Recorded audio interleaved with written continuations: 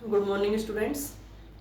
इससे पहले हमने रूट के विभिन्न जो भाग होते हैं, टाइप्स ऑफ रूट पढ़ी थी कि रूट को मैक्सिमम कितने क्षेत्रों में बांटा जा सकता है या कितने क्षेत्रों में रूट बटी हुई होती है।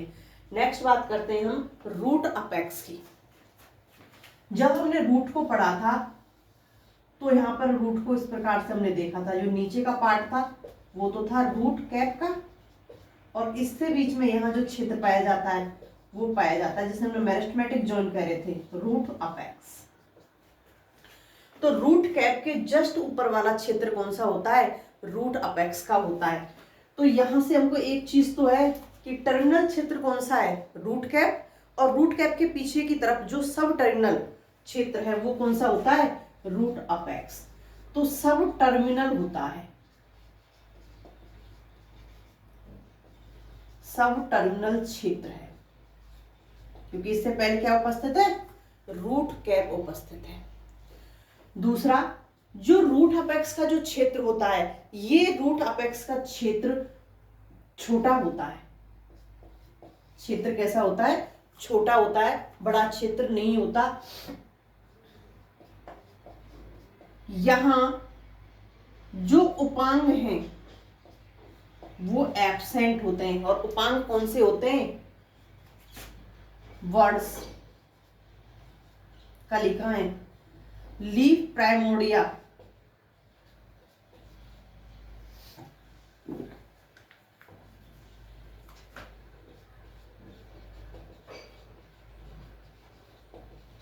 पर्ण आर्धक, ये दोनों ही चीज रूट के ऊपर नहीं पाई जाती हैं।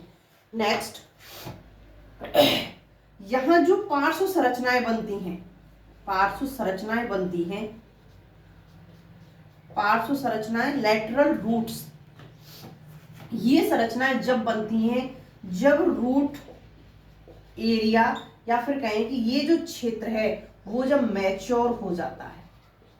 इसके मैच्योर होने के बाद में यहां पार्श्व संरचनाओं का निर्माण होता है, तब तक पार्श्व संरचनाओं का निर्माण नहीं होता। तो इस रूट अपेक्स के क्षेत्र को हमने दो भागों में बांटा है।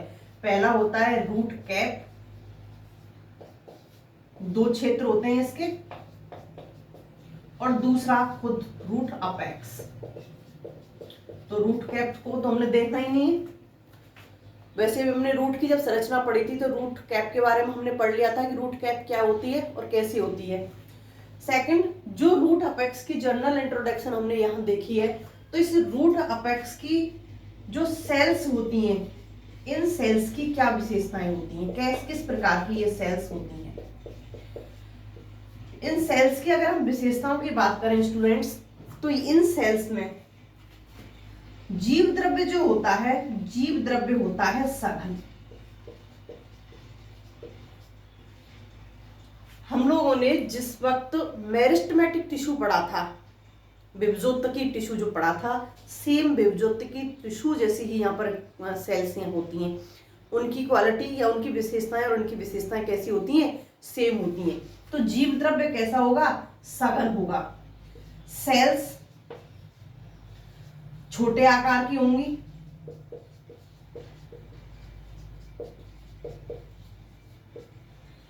और न्यूक्लियस इनके अंदर कैसा होगा? बड़ा। और जहां ये कंडीशन हो जाती है वो सेल्स कैसी होती हैं? विभाजनशील। इस प्रकार की सेल्स विभाजनशील होती हैं, हमेशा विभाजन की अवस्था में बनी हुई रहती हैं। एक तो जीव द्रव्य सघन है, सेल्स का आकार छोटा है, न्यूक्लियस बड़ा है, केंद्रक बड़ा है। तो ये सारी अवस्थाएं किसको रेडिकेट करती हैं? यहाँ पर जो सेल्स होंगी वो कैसी होंगी? मेरिस्टेमेटिक प्रकार की, हमेशा विभाजनशील कंडीशन में रहने वाली सेल्स होंगी। यहाँ जो 99% एंजियोस्पर्म होते हैं, उनके अंदर जो रूट अपेक्स होती है, ये रूट अपेक्स 3 क्षेत्रों से मिलकर के बनी होती है, क्षेत्रों से मिलकर बनी होती है। और ये 3 क्षेत्र कौन से होते हैं? एपिडर्मिस, कॉर्टेक्स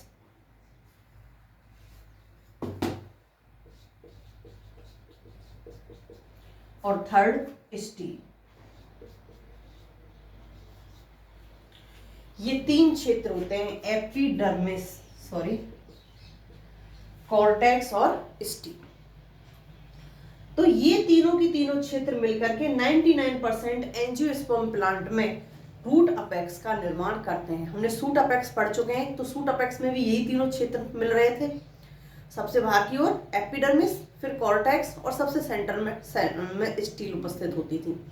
तो ये तीनों क्षेत्र मिलकर के जैसे सूट अपेक्स का निर्माण कर रहे थे, वैसे ही यहाँ पर ये रूट अपेक्स का भी निर्माण कर रहे हैं। नेक्स्ट बात करते हैं कि इस रूट अपेक्स को समझाने के लिए विभिन्न वैज्ञानिकों ने काफी थ्योरीज दी थी, अपने अपने सिद्धांत दिए थे। हमने सूट अपेक्स में भी विभिन्न सिद्धांतों को पढ़ा है कि सूट अपेक्स के अंदर कौन कौन से सिद्धांत थे और कैसे उनको समझाया था। तो स्टूडेंट्स, यहाँ भी सेल्स के मैनेजमेंट को, परतों के मैनेजमेंट को, अरेंजमेंट को समझाने के लिए कि सेल्स का और यहाँ परतों का, लेयर्स का किस प्रकार से अरेंजमेंट होता है और कैसे वो डिवाइड होती हैं, तो उनको समझाने के लिए भी यहाँ सूट अपेक्स के सिद्धांत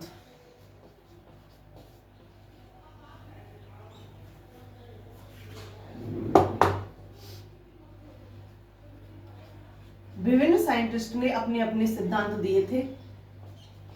इसमें हम फर्स्ट देखते हैं apical cell theory. Apical cell theory किसने दी थी? नगेली ने। दोनों ही जगह नगेली ने दी है, सूट अपेक्स में भी और रूट अपेक्स में भी। कुछ चीजें सेम है दोनों में। तो एपिकल सेल थ्योरी के अकॉर्डिंग नगेली ने क्या बताया था कि जो रूट अपेक्स होती है, रूट अपेक्स जो होती है, इसकी जो शीर्ष सेल होती है या कहें शीर्षस्थ कोशिका होती है, शीर्षस्थ जो कोशिका होती है, इस शीर्षस्थ कोशिका के अंदर, जिसे हम क्या बोल रहे हैं? Apical cell. इस एपिकल सेल के अंदर वो कैपेसिटी होती है कि ये डिफ्यूज्ड रूप से विभाजन करती है। और डिफ्यूज्ड रूप से विभाजन का मतलब है कि मान लिया कि ये सेल है, तो ये चारों तरफ सभी दिशाओं में विभाजन करेगी और सभी दिशाओं में विभाजन करके एक अकेली कोशिका विभिन्न परतों का निर्माण कर लेगी। लेकिन ना तो ऐसी व्यवस्था जिम्नोस्पर्म में होती है और ना ऐसी व्यवस्था एंजियोस्पर्म में होती है। केवल किसमें पाई जाती है? टेरिडोफाइट में।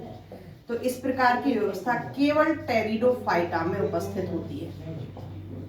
जिम्नोस्पर्म और एंजियोस्पर्म में इस प्रकार की व्यवस्था नहीं पाई जाती। तो apical cell theory only pteridophytes के ऊपर ही लागू होती है। Second Hanstein theory.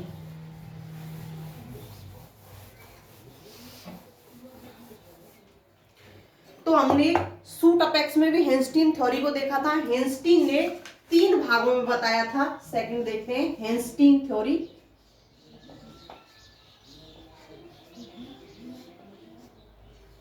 हेंस्टीन सिद्धांत किसने दिया? हेंस्टीन ने, जिसको हम हिस्टोजन सिद्धांत भी कहते हैं। हिस्टोजन थ्योरी हेंस्टीन ने दी थी।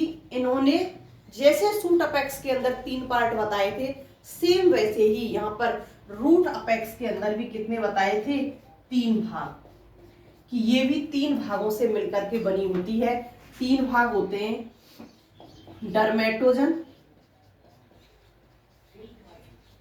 सेकंड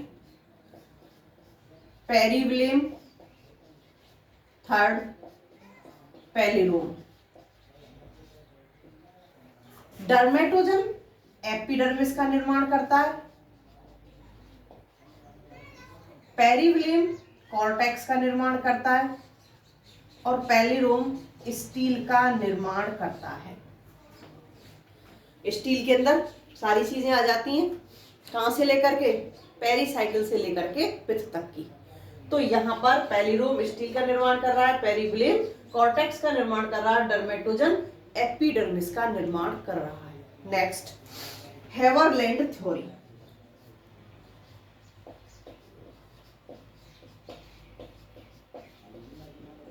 हेवरलैंड सिद्धांत या हेवरलैंड थ्योरी। हेवरलैंड ने भी 3 पार्ट बताए, केवल नाम चेंज हुए थे, बाकी के 3 पार्ट यही सेम थे। प्रोटोडर्म,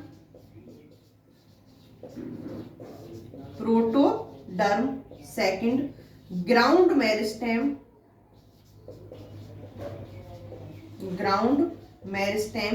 थर्ड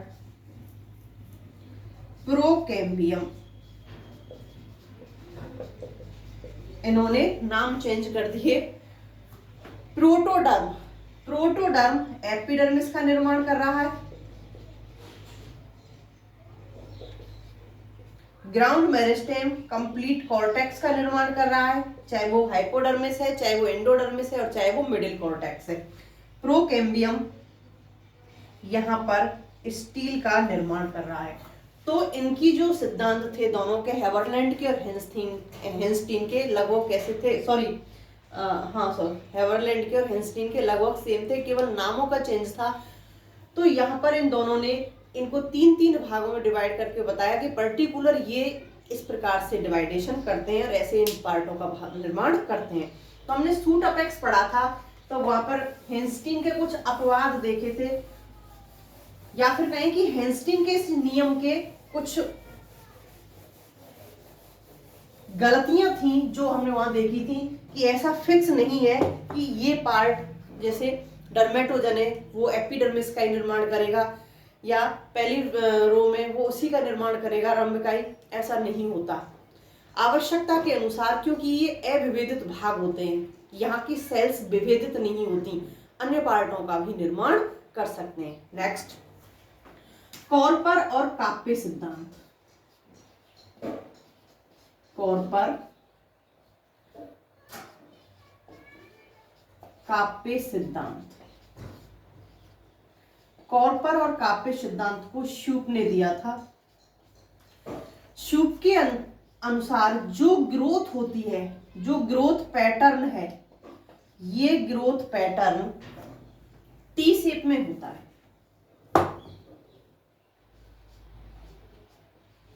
कंप्लीट जो ग्रोथ पैटर्न है ये किस में होता है, टी शेप में। चाहे वो सेंट्रल पार्ट की ग्रोथ है, चाहे वो पेरिफेरल पर्दीय जो भाग होता है, पर्दीय भाग की ग्रोथ है, सभी टी शेप के अंदर होती है। कैसे होती है, मान लिया कोई एक कोशिका है, इस कोशिका में कोई कोशिका है, इसमें जो पहला विभाजन होगा, जो फर्स्ट डिवीजन होगा, ये फर्स्ट डिवीजन कैसा होगा, अनुप्रस्थ। और अनुप्रस्थ विभाजन से यहां पर 2 सेल्स का निर्माण हो जाएगा। कैसी होंगी दोनों सेल्स, यहां लंबवत रूप से व्यवस्थित होंगी। अब यहां पर जो बाहर वाली सेल्स है, ये आउटर सेल है, इस आउटर सेल में विभाजन होगा और ये कैसा होगा, लंबवत। एक सेल अनुप्रस्थ रूप से दोनों सेल व्यवस्थित होंगी, और यहाँ इस प्रकार से, इसको ऐसे भी लिख सकते हैं डायग्राम, आयताकार सेल भी ले सकते हैं। तो यहाँ ये ऑलमोस्ट संरचना कैसी हो गई, टी शेप। तो इनके अनुसार जो यहाँ पर ग्रोथ पैटर्न होता है, जो यहाँ ग्रोथ होती है, वो टी शेप में होती है। चाहे आउटर पार्ट की बात करें, चाहे हम इंटरनल पार्ट की बात करें, दोनों ही पार्ट में टी शेप में ग्रोथ होती है। तो इन्होंने दोनों चीजों को बताया था, कॉर्पर और काप्पे। इन्होंने कौन से क्षेत्र लिए थे, जो कॉर्पर पार्ट था, ये कॉर्पर पार्ट लिया था इन्होंने सेंट्रल। कॉर्पर पार्ट कौन सा था, सेंट्रल पार्ट था, और जो काप्पे था ये परिधीय था।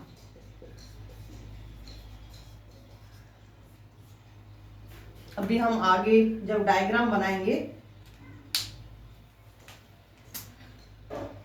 क्योंकि कुछ इस प्रकार से इसका ये नीचे रूट कैप, तो यहां पर जो ये क्षेत्र है, इस क्षेत्र की जो ग्रोथ है, ये क्या कहलाएगी, काप्पे। और ये कैसी होगी, ये तो होती है जो पर्दीय क्षेत्र की जो ग्रोथ होती है, ये तो होती है पर्दीय क्षेत्र की सीधे टी के रूप में, और जो सेंट्रल क्षेत्र की होती है वो होती है उल्टे टी के रूप में। तो ये जो ग्रोथ होगी ये तो होगी सेंट्रल की सीधे टी के रूप में, और जो ये सेंट्रल पार्ट है अंदर का, इसकी जो ग्रोथ होगी ये होगी जिसको हम कार्पर कह रहे हैं, उल्टे टी के रूप में। तो इन्होंने बताया कि यहाँ पर कार्पर और काप्पे दोनों ही पार्टों की, चाहे हम पर्दीय पार्ट की बात करें चाहे हम सेंटर पार्ट की बात करें, दोनों की ग्रोथ टी पैटर्न में होती है। अंतर इतना होता है, जो पर्दीय होती है वो सीधे टी के रूप में होती है, और जो सेंट्रल होती है वो उल्टे टी के रूप में होती है। नेक्स्ट इन्होंने एक चीज और बताई यहाँ पर, कि यहां जो पार्ट होता है,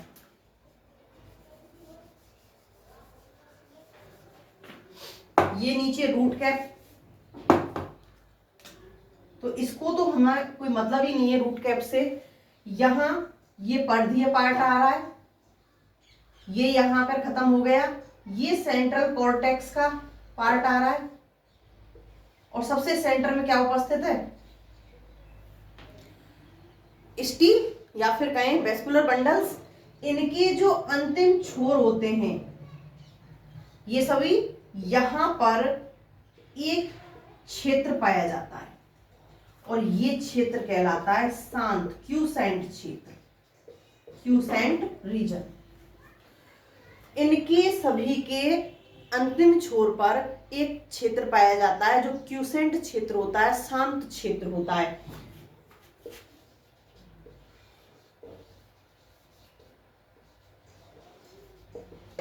इस क्षेत्र की जो सेल्स होती हैं, जो शांत क्षेत्र की जो सेल्स होती हैं, ये सेल्स कैसी होती हैं,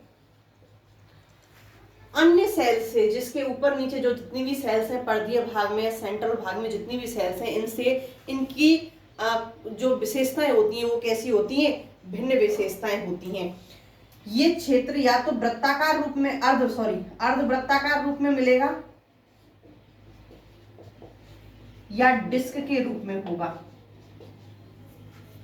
अर्धवृत्ताकार या डिस्क के रूप में होता है। इसके अलावा इस क्षेत्र की जो सेल्स होती हैं, ये इस क्षेत्र की सेल्स कैसी होती हैं, शांत, इसीलिए क्या कह रहे हैं इसको, शांत क्षेत्र। या तो ये विभाजन ही नहीं करती हैं, विभाजन ही नहीं होता, और अगर होता है तो बहुत कम, यहां पर बहुत कम विभाजन होता है। सेल्स में विभाजन या तो ना के बराबर हो रहा है या हो ही नहीं रहा है। तो इनकी जो सेल्स होती हैं, इन सेल्स के अंदर डीएनए, आरएनए बहुत कम मात्रा में होता है, और प्रोटीन साथ में, सभी कैसी होती हैं, बहुत कम मात्रा में।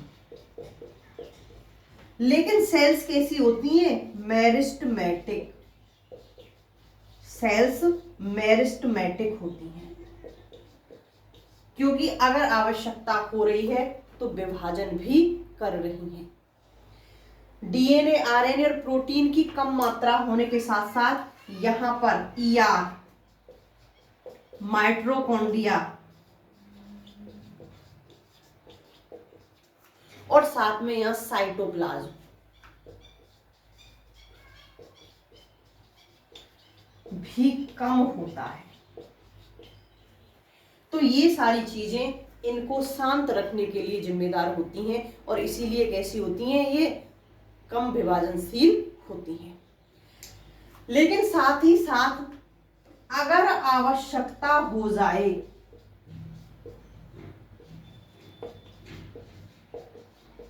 अगर आवश्यकता हो तो ये अलग से रूट का भी निर्माण कर लेती हैं, अलग से रूट का निर्माण कर लेती हैं।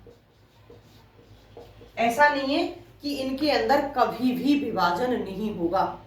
आवश्यकता हो जाए या फिर ऐसा हो जाए कि इसको विभाजन के लिए प्रेरित कर दिया गया या विभाजन के लिए प्रेरित हो गई, आवश्यकता नहीं है फिर भी विभाजन के लिए ये प्रेरित हो गई हैं, तो ये अलग से रूट का निर्माण भी कर लेती हैं।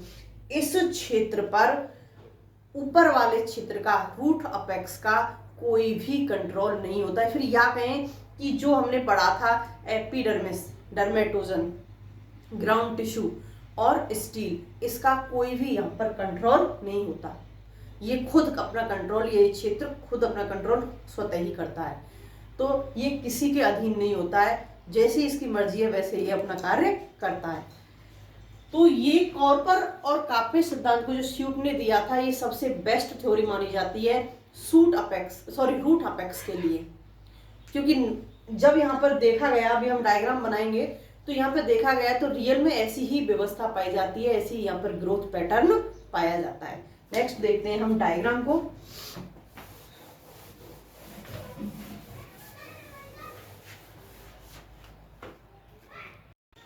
देखिए स्टूडेंट्स, यहां पर ये सेंट्रल सेल है, सेंट्रल सेल में यहां विभाजन हुआ और ये सेंट्रल पार्ट का निर्माण हो रहा है। तो यहां पर सेंट्रल पार्ट के निर्माण में नीचे सेंट्रल सेल है, तो बिल्कुल इस प्रकार से दिखाई दे रहा है हमें, उल्टे टी समान। तो इसको हम क्या कह रहे हैं, कार्पर टाइप डिवीजन। क्योंकि सेंट्रल पार्ट में किस प्रकार की ग्रोथ, अभी हमने थोड़ी देर पहले पढ़ी थी कि सेंट्रल पार्ट में जो ग्रोथ पाई जाती है वो कार्पर उल्टे टी के समान होती है। तो यहाँ उल्टे टी समान का जो डिवीजन पाया जाता है। जो इसका परिधीय क्षेत्र है, ये पूरा की पूरा क्षेत्र और ये नीचे वाला क्षेत्र। तो देखो नीचे वाला देखते हैं पहले। ये जो सेल्स हैं बिल्कुल हमको यहाँ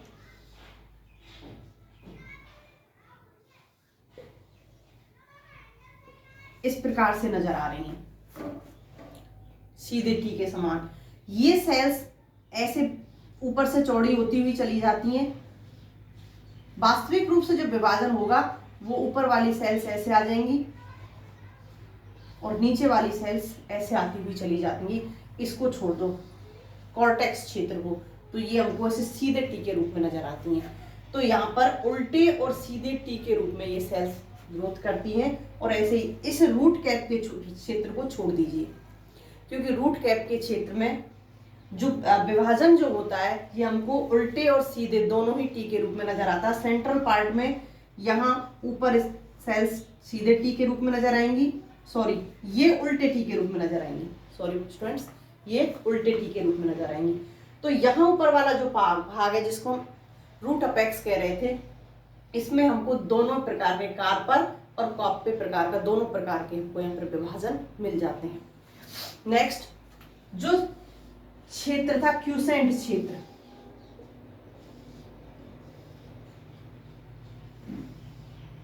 ये एपिडर्मिस का क्षेत्र, इधर ये आ गया कॉर्टेक्स का क्षेत्र और ये आ गया सेंट्रल। इन सभी के यहां पर उपस्थित होगा क्यूसेंट क्षेत्र, क्यूसेंट रीजन। तो सबसे मान्य सिद्धांत है और यहां पर जो सेल्स का अरेंजमेंट होता है उस सेल्स के अरेंजमेंट को बहुत अच्छी तरह से यहां समझाया गया था। नेक्स्ट यहाँ जो विभिन्न प्रकार की रूट्स पाई जाती, सॉरी रूट अपेक्स पाई जाती हैं, उन रूट अपेक्सों में किस किस प्रकार का यहाँ पर संगठन हो सकता है। तो विभिन्न पादपों में, नेक्स्ट देखते हैं हम, विभिन्न पादपों में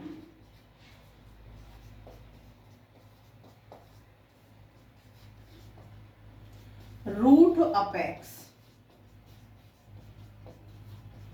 का संगठन, या मोनोकॉट और डाइकॉट में, दोनों में देखेंगे हम। मोनोकॉट में अलग प्रकार का मिलेगा और डाइकॉट में अलग प्रकार का मिलेगा।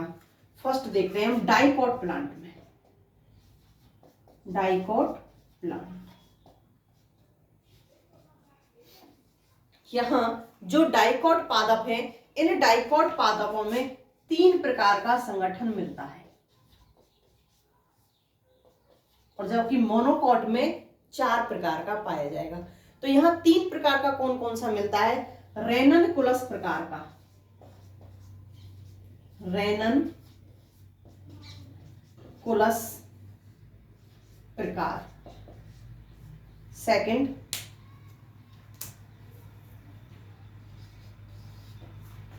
कैजुराइना प्रकार,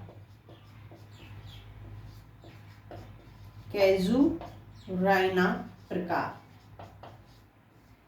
थर्ड, प्रारूपिक डाइकॉट प्रकार। तो यहां 3 प्रकार का पाया जाता है। देखिए फर्स्ट देखते हैं, रेननकुलस प्रकार का। यहां रेननकुलस प्रकार के में जो आरंभिक सेल्स होती हैं, आरंभिक सेल्स या फिर कहें मेरिस्टेमेटिक सेल्स,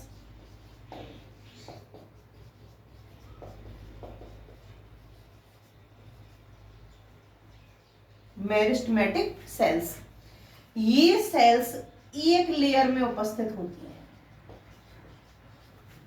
यहां पर ये सारी की सारी सेल्स एक लेयर में उपस्थित होंगी।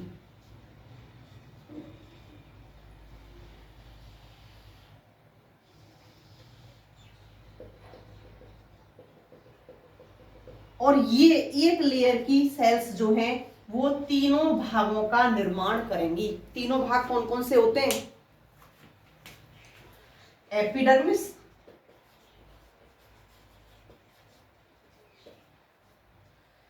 कॉर्टेक्स और स्टील, तीनों पार्ट का निर्माण करती हैं। एक ही लेयर की, रेननकुलस प्रकार के में एक ही लेयर की जो सेल्स होती हैं वो तीनों एपिडर्मिस का भी निर्माण करेंगी, कॉर्टेक्स का भी निर्माण करेंगी और स्टील का भी निर्माण करेंगी। तो इस प्रकार की जो व्यवस्था पाई जाती है वो पाई जाती है लेग्यूमिनेसी,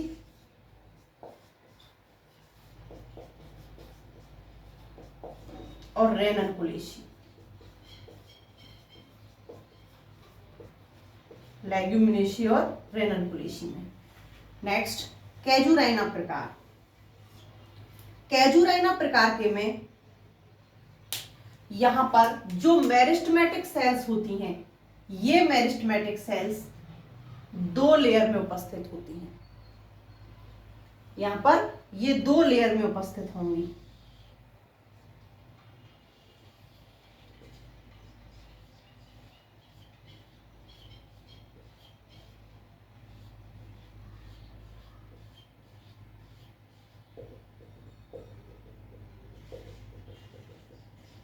दोनों की दोनों सेल्स 2 लेयर में आकर के व्यवस्थित हो जाएंगी। जो भीतरी जो परत होती है, ये अंदर वाली परत, ये आउटर होगी और ये इनर होगी। जो भीतरी जो परत होती है ये वाली, ये तो निर्माण करती है स्टील का, और जो आउटर जो परत होती है ये निर्माण करती है यहां पर एपिडर्मिस का और कॉर्टेक्स का। ये एपिडर्मिस और कॉर्टेक्स का निर्माण करेगी। इनर पार्ट है, अंदर की तरफ जाएगा।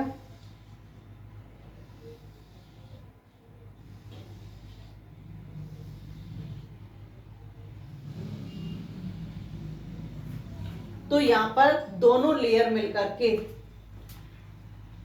ये एक, इसको ऐसे भी कह सकते हैं आउटर लेयर, और ये इनर लेयर।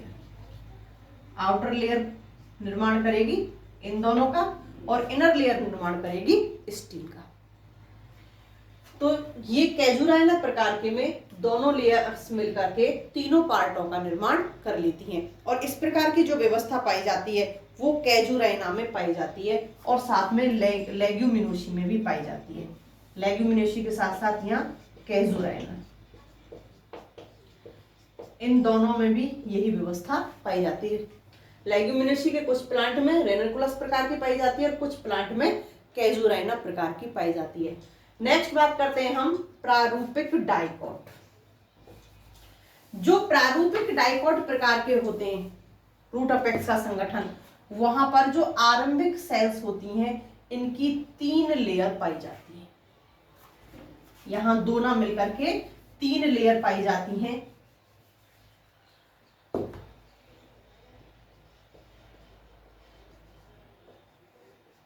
और तीनों लेयर अलग अलग पार्टों का निर्माण करती हैं।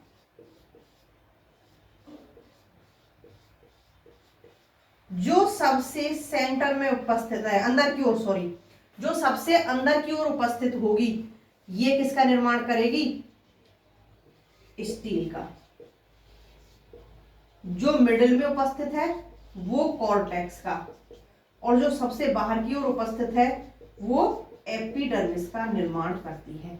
तो सबसे बाहर वाली एपिडर्मिस का निर्माण करेगी, मिडिल वाली कॉर्टेक्स का निर्माण करेगी और अंदर वाली स्टील का निर्माण करती है। तो यहां पर तीनों परतें अपना अलग अलग काम करती हैं, अलग अलग परतों का निर्माण करती हैं। तो यहां पर जो डाइकॉट प्लांट्स हैं, इन डाइकॉट प्लांट्स में 3 प्रकार की रूट अपेक्स का संगठन मिलता है, जिसमें फर्स्ट था आपका रेननकुलस प्रकार का, सेकंड था कैजुराइना प्रकार का, थर्ड है आपका प्रारूपिक डाइकॉट प्रकार का। स्टूडेंट्स, यहां जो मोनोकॉट प्लांट होते हैं, उन मोनोकॉट प्लांट में 4 प्रकार का पाया जाता है, जिसमें 3 प्रकार की व्यवस्था तो सेम यही मिलती है। मोनोकॉट प्लांट तो यहां 4 प्रकार का पाया जाता है। फर्स्ट, रेननकुलस।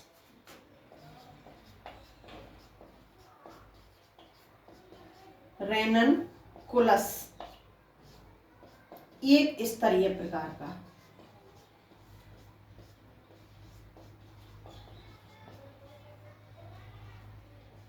सेकंड मिलता है द्वैस्तरीय कैजुराइना प्रकार। कैजुराइना द्वैस्तरीय।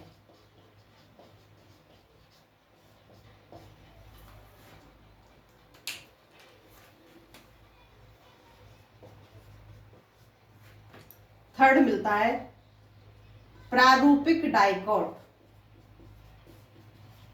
प्रारूपिक डाइकॉट या त्रैस्तरीय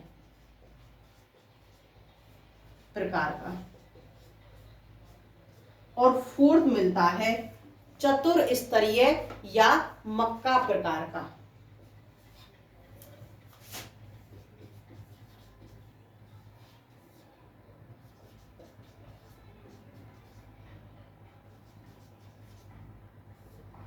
चतुर्स्तरीय या मक्का प्रकार का।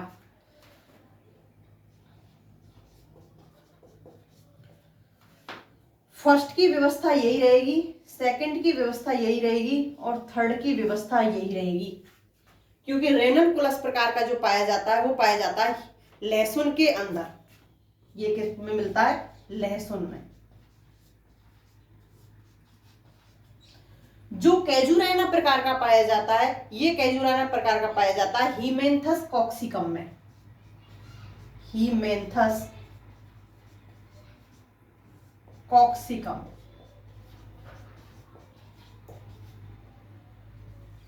हीमेंथस कॉक्सिकम में। और जो प्रारूपिक डाइकॉट प्रकार का पाया जाता है, ये पाया जाता है जैकाइरेंथस में। जैकाइरेंथस। और जो मक्का प्रकार का पाया जाता है, ये इनको छोड़ दो, सभी मोनोकॉट में। सभी मोनोकॉट में। इसमें क्या होता है?